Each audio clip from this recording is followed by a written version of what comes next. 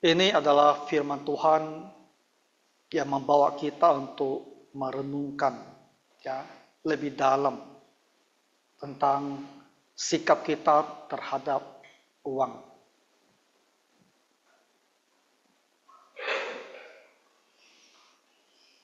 Oke, udah beres dengan teks di sini. Bisa ya? Nah, jadi kalau Bapak Ibu baca baik-baik, terenungkan ayat ini, kemudian kita melihat bagaimana sikap kita terhadap uang, ya, dan bagaimana masyarakat kita pada sekarang, ya, keinginan untuk mencari kekayaan, maka kita akan menemukan ada perbedaan yang begitu besar dalam cara berpikir firman Tuhan dengan apa yang sesungguhnya kita jalani pada masa sekarang. Sehingga membuat firman Tuhan ini bagi kita untuk menyambutnya, untuk menjalani hidup kita seperti kata firman Tuhan, ini membutuhkan ya pertumbuhan iman, membutuhkan pemahaman yang lebih dalam ya tentang kehidupan ini. Ya, coba kita lihat. Memang ibadah di sini bukan kita duduk di kebaktian ibadah, bukan maksudnya itu. Sebetulnya ini katanya adalah godliness. Tapi Indonesia entah kenapa mereka selalu terjemahkan godliness itu dengan ibadah. Ya. Godliness, God itu kan Tuhan. Godliness itu artinya yang serupa dengan Tuhan. Jadi dalam berpikir, dalam bertindak itu seperti Tuhan. Ya mungkin istilah yang lebih tepat ya itu kesalehan. Ya saleh. Ya, kesalehan itu membuat kita bisa lebih mengerti ya, bahwa yang bicara itu adalah sikap kita ya, dan kelakuan kita. Jadi bukan duduk beribadah. Kemiripan atau keserupaan dengan Tuhan Yesus. Nah, godliness ini kalau disertai lagi dengan rasa cukup, ini adalah suatu keuntungan besar. Jadi ini adalah pengajaran tentang bagaimana kita memandang kehidupan. Dan Paulus berkata bahwa suatu keuntungan yang besar bagi hidup kita. Maksudnya adalah hidup kita itu dirasakan sebagai suatu hal yang begitu baik. Kalau kita bisa mempunyai kedua hal ini. Pertama adalah kesalehan. Ya. Cara berpikir, kelakuan kita sedapat mungkin itu serupa dengan Tuhan Yesus. Kemudian ditambah lagi terhadap hal-hal yang bisa dimiliki, kita itu mempunyai sikap adalah merasa cukup dengan apa yang ada pada kita.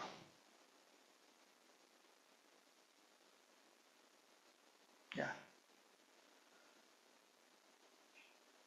Di level apapun kepemilikan, di level apapun uang yang kita miliki, harta yang kita miliki, kita merasa cukup gitu. Jadi hati itu tidak selalu merasa saya masih kurang, saya harus tambah lebih banyak lagi. Jadi rasa cukup ini bertolak belakang dengan rasa ingin terus mendapat lebih banyak.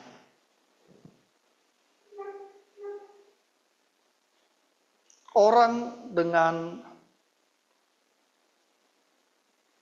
keberadaan di tingkat apapun juga, yang hanya mempunyai 5 juta, yang mempunyai 500 juta, yang mempunyai 5M, yang mempunyai 500M, semua bisa punya masalah yang sama. Itu merasa tidak cukup.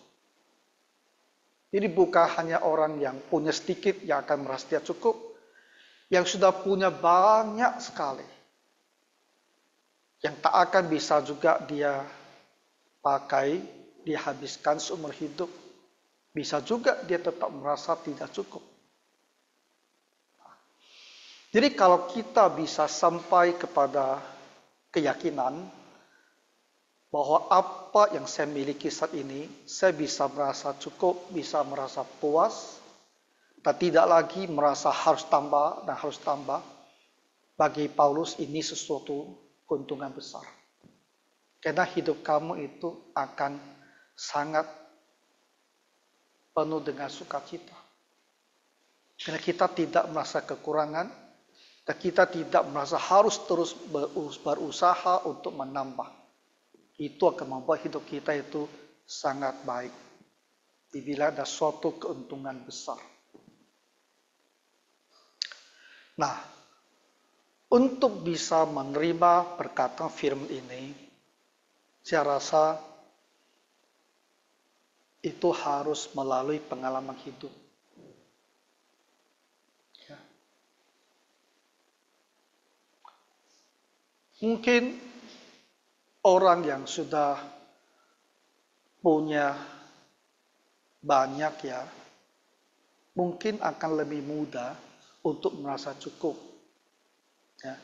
Dibandingkan dengan orang yang hidupnya masih serba kekurangan. Ya. Walaupun sesungguhnya yang namanya serba kekurangan, itu sifatnya juga sangat relatif.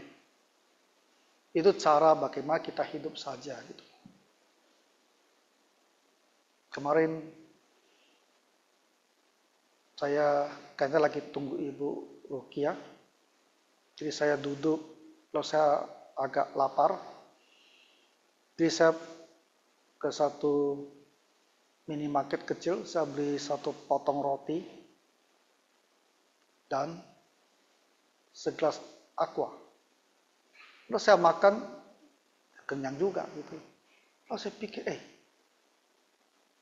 ini hanya 5.000 sudah kenyang.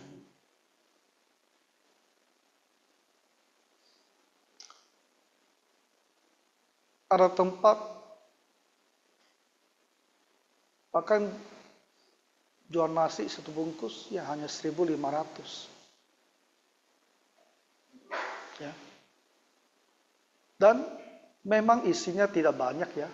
Setengah telur, ikan bilis, nasi lemak maksud saya. Sorry. 10.000 yang di sana, 8.000. Adalah. Puja Sera. Ada. Di situ ada 8.000 punya, ada 12.000 punya. Aku kan tiap hari makan di situ, mau tetap. Yang 12.000 itu isinya banyak sekali itu. Ada acar lagi. Jadi ya 12.000 ya 15.000 lah ya. Bisa kenyang juga. Satu hari katakanlah makan 2 kali 30.000, 1 bulan 1 juta sudah kenyang gitu. Kalau mau hidup seperti itu bisa juga, ngerti tak maksud saya.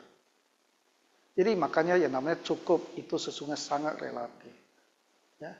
Kalau kamu setiap kali harus makannya 100.000, 200.000, kamu merasa tak cukup. Kalau gaji kamu hanya UMK. Tapi kalau kita makan dengan cara lain, bisa cukup. Jadi cukup, tak cukup itu sangat relatif. Itu bagaimana kita mengelola. Ya. Kita tidak bilang kamu harus hidup dengan cara seperti itu. Ya.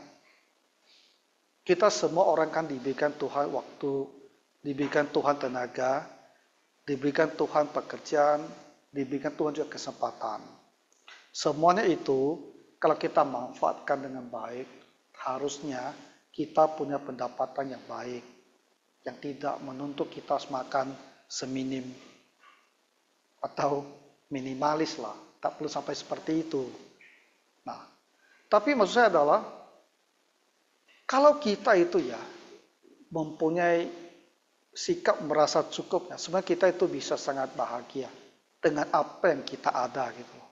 Ya kalau kita pendapatnya memang sedemikian kecil, lalu kita hidup dengan cara yang sesuai, kita juga merasa cukup. Jadi kita bisa merasa senang juga gitu loh.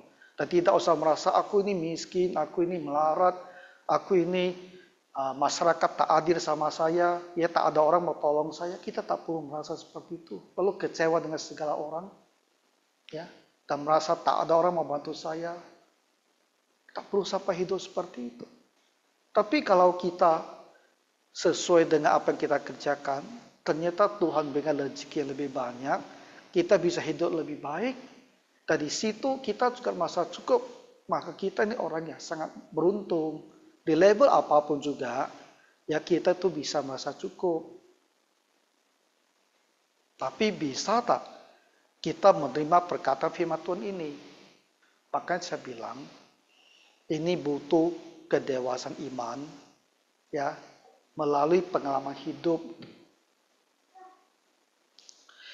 Godliness, ya, kesalehan ditambah dengan rasa cukup selalu, itu suatu keuntungan yang besar.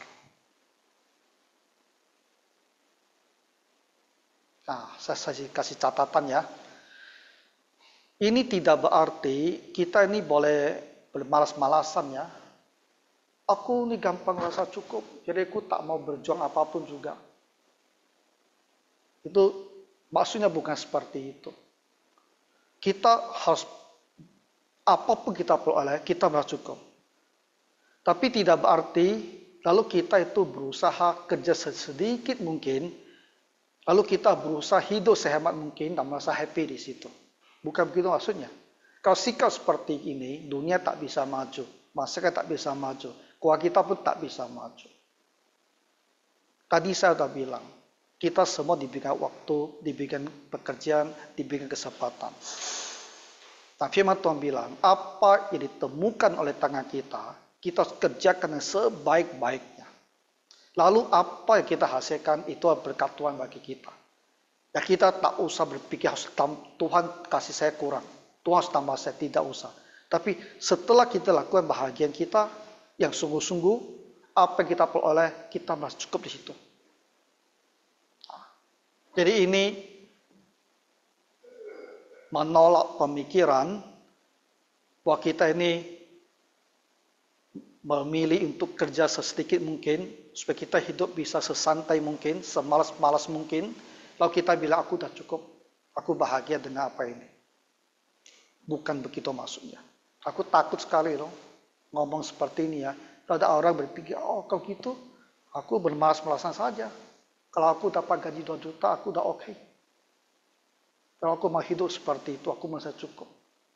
Bukan begitu. Kalau kamu setengah hari tak mau kerja, buang waktu tiap hari,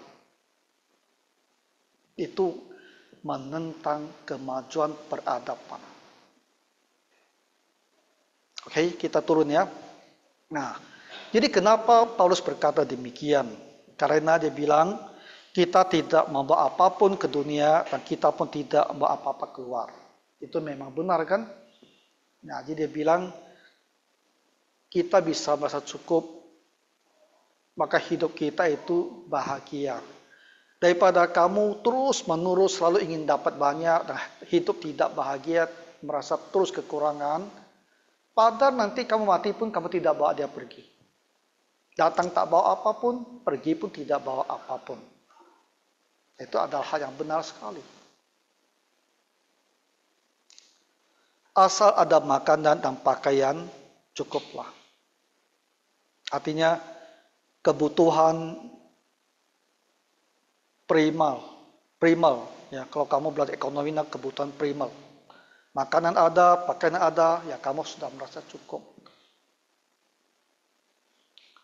Jadi coba kita masing-masing pikirkan ya. Bisa tidak kita menerima ajaran seperti ini?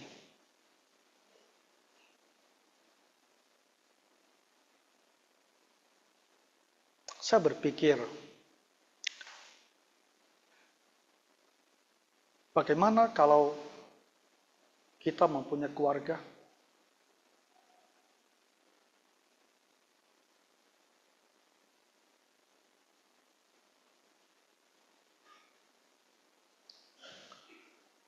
Paulus tidak berkeluarga. Timotius berkeluarga tidak.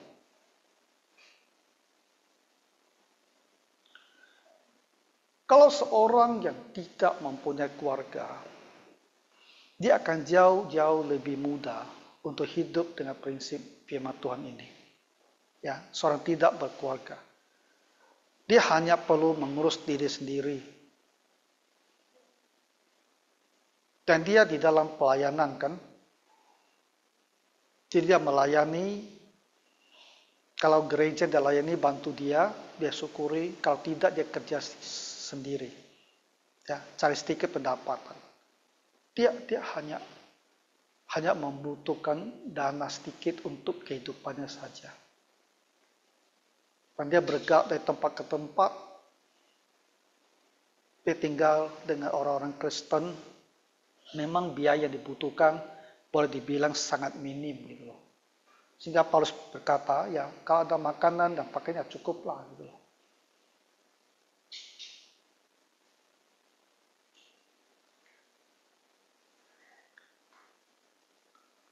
Tapi bagaimana kalau kita punya keluarga?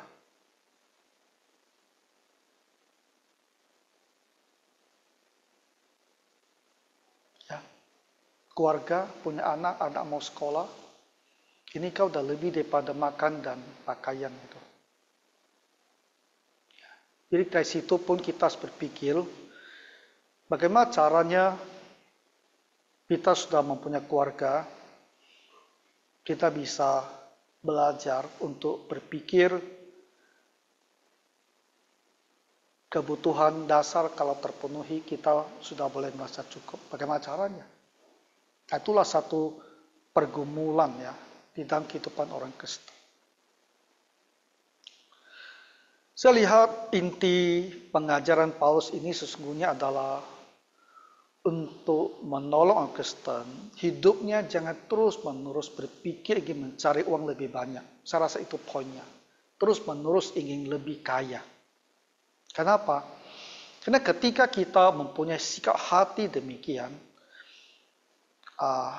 itu membuka peluang bagi kita untuk jatuh ke dalam dosa. Jadi itu di ayat ke-9. Mereka yang ingin kaya terjatuh ke dalam pencobaan. Kita ingin kaya, ingin punya penghasilan yang lebih baik. Kalau kita bekerja, harusnya tidak ada masalah kan? Ya, kalau kita ingin punya uang lebih banyak, kita ambil 2 pekerjaan, ya kelihatan tidak ada isu. Tapi ketika roh kita itu terus-menerus ingin mendapatkan hasil yang lebih banyak, uang lebih banyak, maka bisa saja muncul kesempatan ya untuk bagi kita untuk mendapatkan uang dengan cara tidak benar. Mendapatkan uang dengan cara yang berdosa. Sehingga muncullah satu pencobaan bagi kita. Kita mau tidak ikuti jalan berdosa itu. Kan di situ ada uangnya. Atau kita bisa menjaga diri, tidak mau jatuh dalam pencobaan tersebut. Nah, orang yang hidup dengan rasa cukup lebih tidak gampang jatuh ke dalam pencobaan demikian. Karena dia tak punya semangat ingin dapat kaya. Jadi bagi dia, uang itu bukan suatu hal yang begitu penting. Tapi bagi orang yang anggap uang itu penting sekali, dia butuh lebih banyak uang, dia lebih gampang jatuh ke dalam pencobaan. Ketika muncul sebuah tawaran, lowongan, cara cari uang, ya dia mau saja itu. Ikutin. Ya kemudian jatuh ke dalam dosa. Belakangan kan pembahasan di internet banyak. Indonesia itu judi online itu tinggi sekali. Judi online itu. Dan di situ ditulis banyak sekali orang-orang berpenghasilan rendah berjudi online karena menyimpan sebuah pengharapan untuk kaya. Penghasilan rendah, kerja puluhan tahun masih juga begitu. Ya, hanya cukup untuk hidup sehari-hari. Jadi ingin kaya, maka judi online.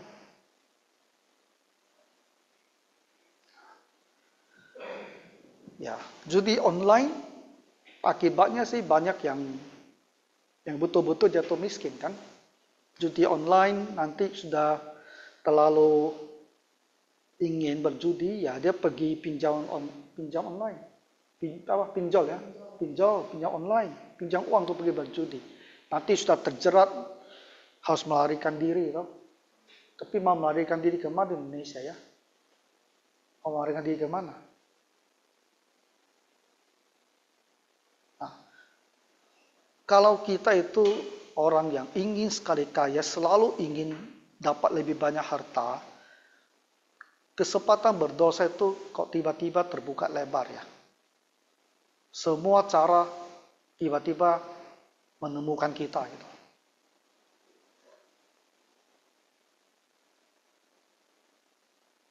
Berdagang pun kita pakai tipu-tipu.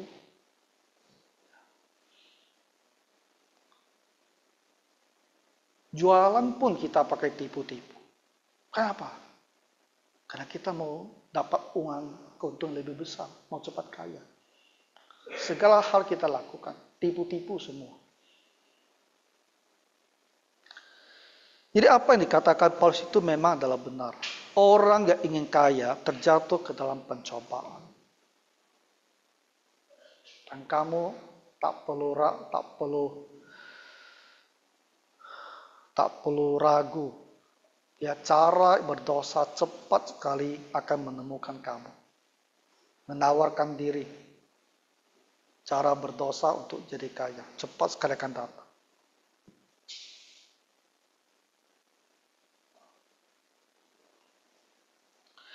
Jadi mereka ingin kaya terjatuh ke dalam pencobaan, ke dalam jerat, ke dalam berbagai nafsu yang hampa. Gitu. Yang mencelakakan, menenggelamkan manusia ke dalam keruntuhan dan kebinasaan. Itu yang kemarin datang cari saya hari Minggu. Itu juga masalah sama ini. Dia bilang sendiri sama saya itu. Dia kebaktian baik-baik, lalu dia pergi bisnis yang berdosa, masuk penjara tuh. Masuk penjara itu. Namanya orang Kristen Immanuel. Lalu datang ke gereja minta bantuan.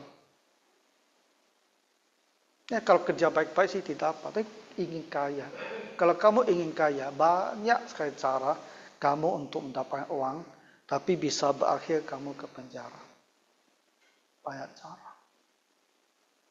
Jadi kalau kita memelihara semangat selalu ingin lebih cepat kaya, itu sebenarnya sangat berbahaya. Karena ketika tawaran berdosa itu datang, kamu terima saja, karena kamu mau kaya. Akal dari segala kejahatan ialah cinta uang. Sebab oleh memburu mengejar uanglah, beberapa orang telah menyimpang dari iman. Bahkan bisa saya menyimpang dari iman. Orang Kristen pun bisa. Ya, tinggalkan iman karena mau dapat uang. Dan ketika kita masuk ke dalam suatu usaha yang menghasilkan uang, yang berdosa, maka iman kita itu sudah berhenti. Kita tak bisa lagi beribadah karena kita tahu itu berdosa. Lama-kelamaan kita betul-betul tinggalkan Tuhan. Yang menyimpang dari iman dan menyiksa dirinya dengan berbagai-bagai duka. Contoh di perjanjian baru adalah si Demas. Contoh di perjanjian lama siapa? LOT, Lot. Ya. Lot mau ke Sodom dan Gomora karena di situ dilihat begitu subur. negeri yang akan makmur. Dan dia mau ada di situ. Kan dia juga mau jadi makmur. Dan dia jadi makmur di sana. Tapi bagaimana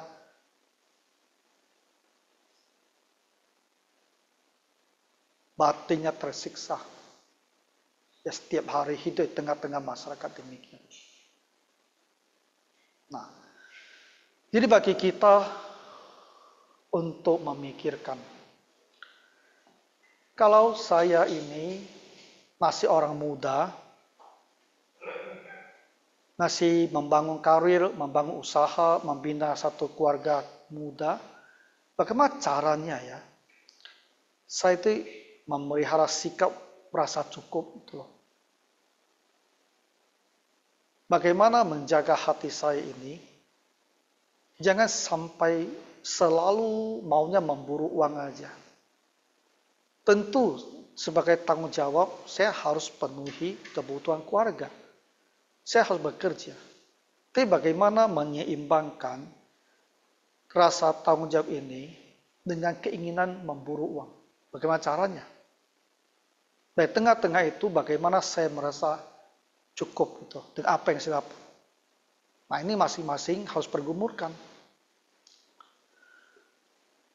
Orang yang telah melewati setengah bayar hidupnya, mungkin anak-anaknya sudah dewasa, sudah mandiri, dan dia tidak lagi mempunyai tanggung jawab keuangan terhadap semua anak-anak, mungkin hanya diri dan keluarga sendiri dan istri, diri suami, mungkin akan lebih gampang untuk hidup merasa cukup. Ya, apalagi kalau sudah berumur, dia sudah tidak punya banyak kemauan di dunia ini. Ngerti kan? Dia akan lebih gampang untuk hidup dengan merasa cukup. Dalam pelayanan, orang yang masih membina keluarga, belajar bagaimana caranya merasa cukup dengan apa yang ada padanya. Tapi orang yang melayani Tuhan sebagai seorang bujangan tanpa keluarga, itu jauh-jauh lebih gampang untuk hidup merasa cukup. Karena tidak punya tanggung jawab yang lain. Asal dia punya tempat tidur, dia punya makanan, dia melayani, dia merasa cukup, tidak kekurangan gitu. Nah, jadi ini adalah firman Tuhan. Ketika kita refleksikan ya kepada hidup kita sendiri, dan kita menyadari ini adalah perkataan Tuhan yang tidak mudah untuk diterima gitu loh.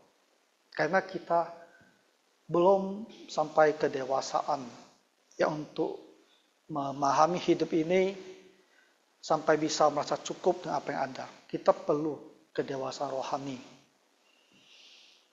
Tapi saya rasa seiring dengan pengalaman hidup kita, ya seiring dengan usia kita,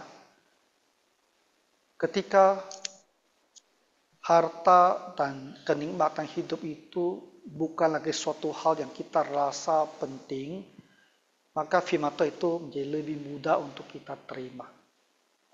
Ya, asal ada makan dan pakaian cukuplah. Kalian setuju tidak? Ya, orang yang sudah berusia tinggi jauh lebih gampang menerima perkataan ini daripada orang yang masih muda. Karena tanggung jawab dan karena pengalaman belum cukup.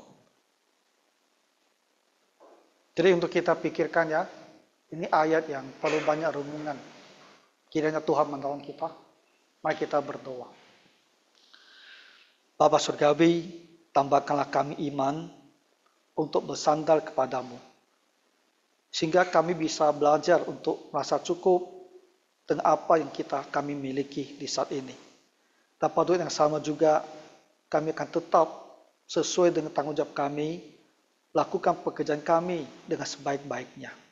Tuhan bantulah kami untuk memahami firman-Mu ini dan melakukannya. Di dalam nama Tuhan Yesus kami berdoa. Amin.